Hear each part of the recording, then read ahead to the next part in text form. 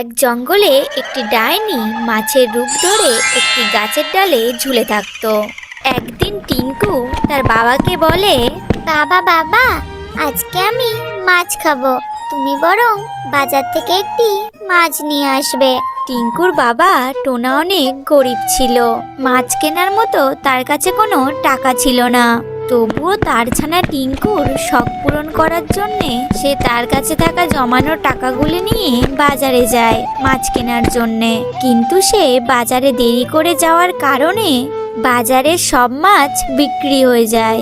এরপর টোনা মাছ না পেয়ে মন খারাপ করে বাড়ির দিকে রওনা দেয়। টোনা যখন জঙ্গলের মাঝে আসে তখনই সে হঠাৎ দেখে একটি গাছের ডালে বিশাল বড় একটি মাছ ঝুলছে।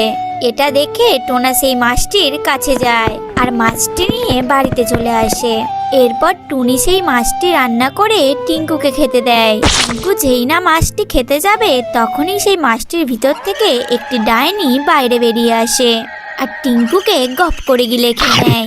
এরপর টোনা ও টুনি অনেক কান্নাকাটি করতে থাকে। তখনই ডাইনি তাদের কান্না শুনে বলে, আরে বাপু, তোরা দুজন থাম, তোরা কান্না করিস না, তোর ছানাকে ফিরিয়ে দিচ্ছি।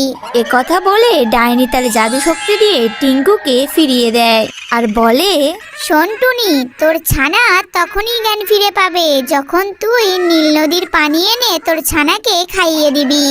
এ কথা শুনে টুনি চলে যায় নীল নদীর পানি আনতে।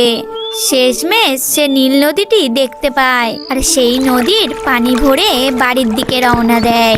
এরপর সে বাড়িতে ফিরে তার ছানা টিঙ্কুকে সেই নীল নদীর পানি খাইয়ে দেয়। খাওয়ানোর সঙ্গে সঙ্গেই টিঙ্কু আবার তার নতুন জীবন ফিরে পায়।